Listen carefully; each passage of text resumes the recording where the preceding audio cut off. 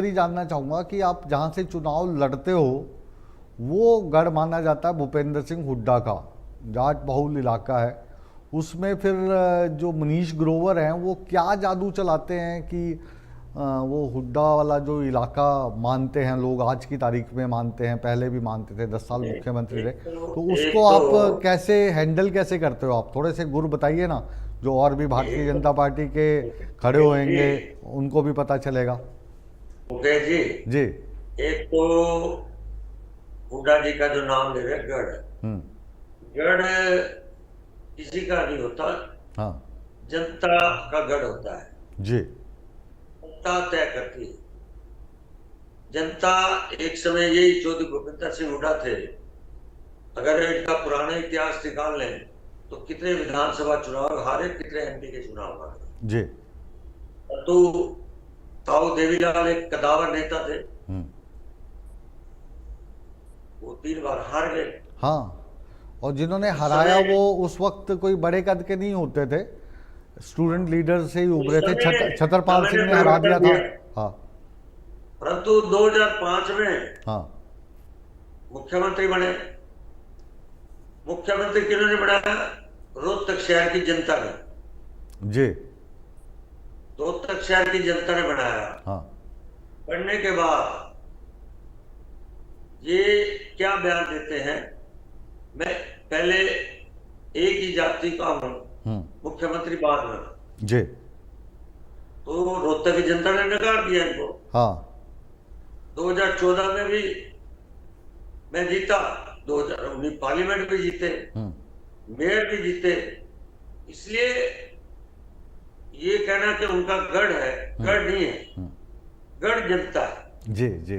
परंतु वर्तमान में रोहतक की जनता का विशेष रूप से मेरे प्रति श्रद्धा, प्यार और एक ठोस ठोस जो जनता को अपनी ये देने के, मैं झूठ बोलने वाला नहीं है, मनीष कुमार, धोखा देने वाला नहीं है।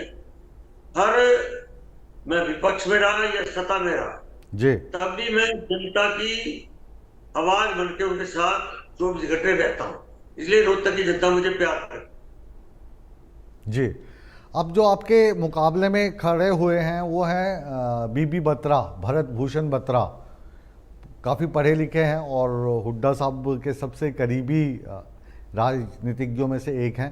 तो इस बार का जो मुकाबला है ये कैसा है जी? कड़ा मुकाबला है, क्योंकि 10 साल आपकी सत्ता को हो एक चुका तो है, मुकेश भारतीय जी, जनता पार्टी मुकेश जी, लगातार सत्ता में है, तो इस बार बोल रहे हैं कि कांग्रेस एक को थोड़ा एज है, सही बात है ये?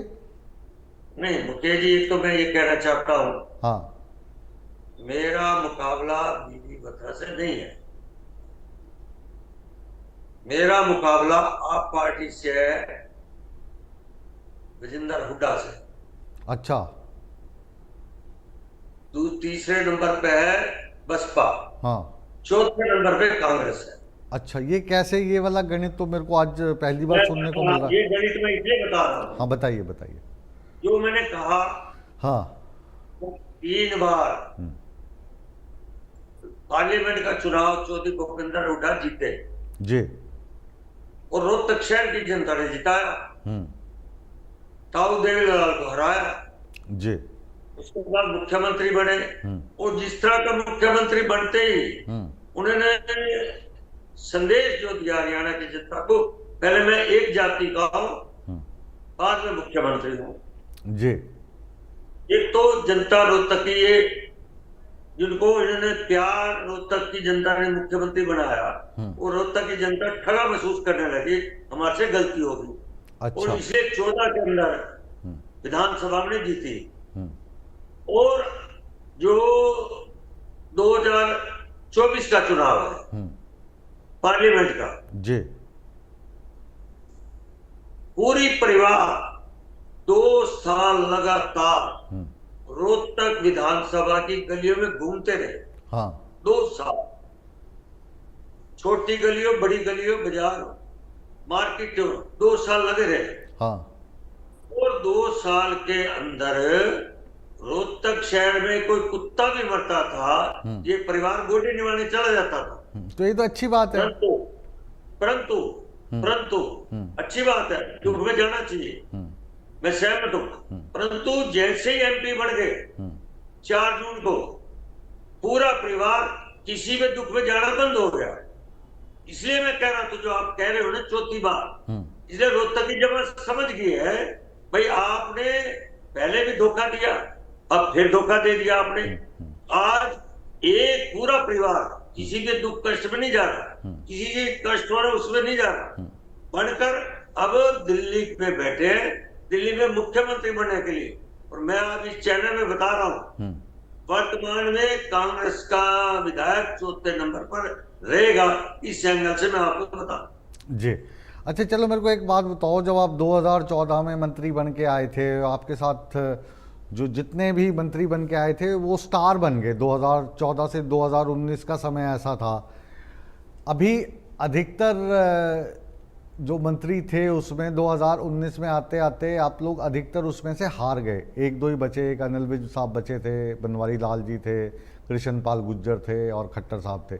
बाकी तमाम आप लोग हार गए थे। उनमें से इस बार कुछ की टिकट ही काट दी। रामविलास शर्मा जी को मैं देख रहा था रिपोर्ट में, बहुत ज़्यादा इमोशनल हुए थे, पर्चा भी भराए थे। अब कह रहे लेकिन जो पार्टी कहेगी वही ठीक हूँ। करणदेव कंबोज जी का भी यही हाल था, हाथ भी मिलाना नहीं चाह रहे थे मुख्यमंत्री से, बड़ी मुश्किल से फिर उनको मनाया। तो ये क्या रणनीति थी टिकटों की? आपको तो पता चला होगा, आप तो बिल्कुल जो शीर्ष नेतृत्व है उसके साथ बैठते हैं, खट्टर साहब के सबसे करीबी लोगों में से एक हैं। मुकेश जी, जी, रामविलास जी हमारे नेता हैं। रामविलास जी डॉक्टर मंगल सेन के बाद उन्होंने पूरी पार्टी को चलाया, पूरे प्रदेश में गांव गांव नगर नगर कमल का फूल खिलाया। जी, केंद्रीय चुनाव समिति ने नगर नगर उनको चुनाव लड़ने की जिम्मेवारी नहीं थी। अब केंद्रीय चुनाव समिति ने, हो सकता है कि माननीय रामविलास शर्मा जी को कई केंद्र में भेजते हो और जिम्मेवारी बड़ी देते हो, कर तो सकते हैं, कुछ भी कर सकते हैं, गवर्नर भी बना सकते हैं। उनका जीवन हाँ, जो पार्टी के लिए जहाँ कुछ नहीं था, उस समय डॉक्टर मंगल सेन के बाद उन्होंने पूरे संगठन को चलाया है।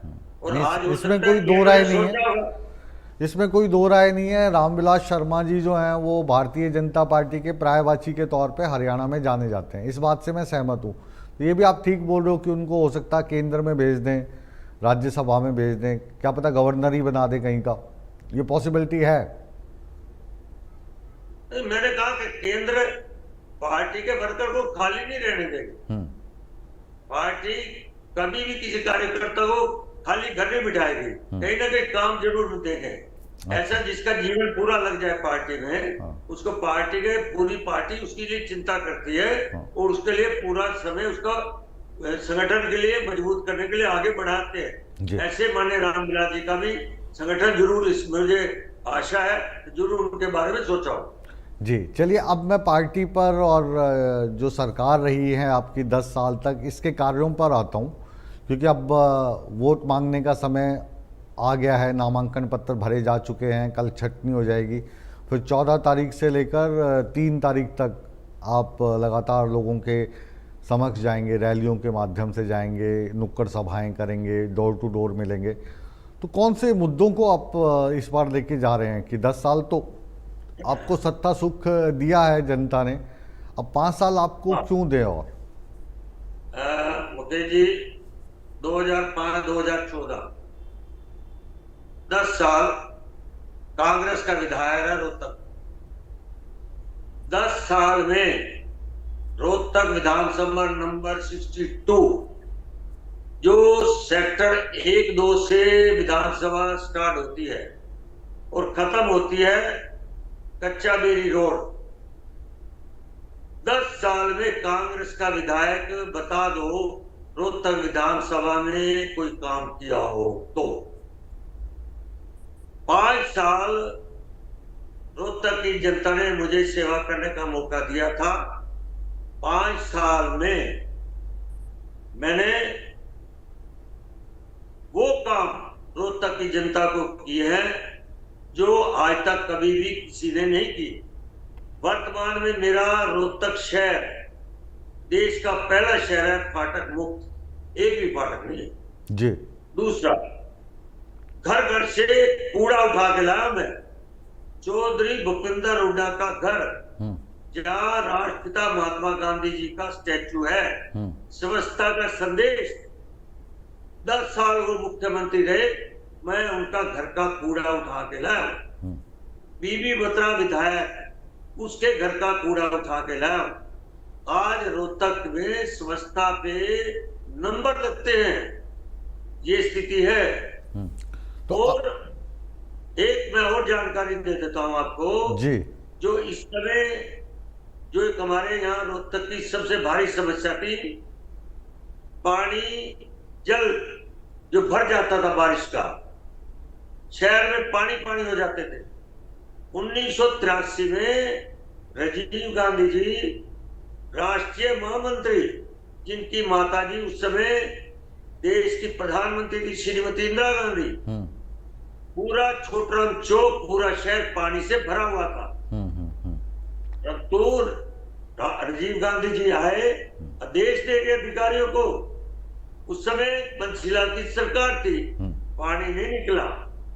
1995 में यहाँ पर चौधरी भजनलाल मुख्यमंत्री थे, सुभाष बत्रा जी मंत्री थे, और 1 महीना लगातार रोहतक की सड़कें नालियां बन गई और 1 महीना गंदा पानी खड़ा रहा जी। आज वो काम रोहतक के अंदर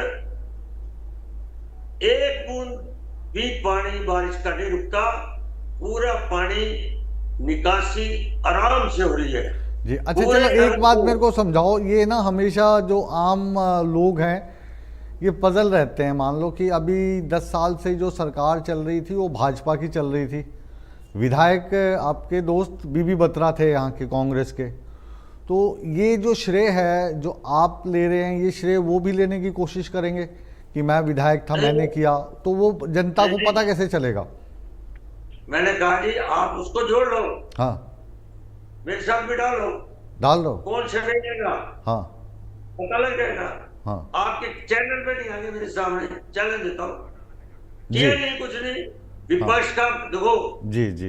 90 विधानसभा 90 विधायक है, 90 में पक्ष भी होगा विपक्ष भी होगा। 90 एक पार्टी को नहीं मिल सकती। पक्ष का काम होता है जनता की सेवा करना, सरकार की योजना बनाना। हाँ। विपक्ष का काम है सरकार के नाकामियां जी। तो मान्यवर 5 साल में हाँ। कभी भी रोहतक की धरती पर दरी लेकर नहीं बैठे जी। ये मैं विपक्ष का विधायक हूँ। हाँ। तत्कालीन मुख्यमंत्री मनोहर लाल जी को कहते, हाँ। मैं दरी पे बैठ रहा हूँ भिवानी स्टैंड पे, हाँ। रोहतक की समस्या हल करो, हाँ। सिर्फ विधानसभा में बोल देना। अच्छा। अरे धूप में भी बैठो, हाँ। दरी पे भी बैठो, हाँ। पता लग जाएगा, हाँ। कि रोहतक के लिए आपका कितना प्यार है। जी जी जी। तो अभी तैयारियां पूरी हैं? कौन कौन से बड़े मंत्री आएंगे आपके प्रचार प्रसार के लिए? लिस्ट वगैरह बन गई है? आपने भी भेजा होगा निवेदन, तो किस किस को बुलाना चाह रहे हो आपने प्रचार प्रसार के लिए? मेरे सभी सम्मानित नेता मुझे आशीर्वाद देने आएंगे। आदरणीय मोदी जी, अमित शाह जी, राष्ट्रीय अध्यक्ष जी माननीय मनोहर जी, हाँ। प्रदेश अध्यक्ष जी।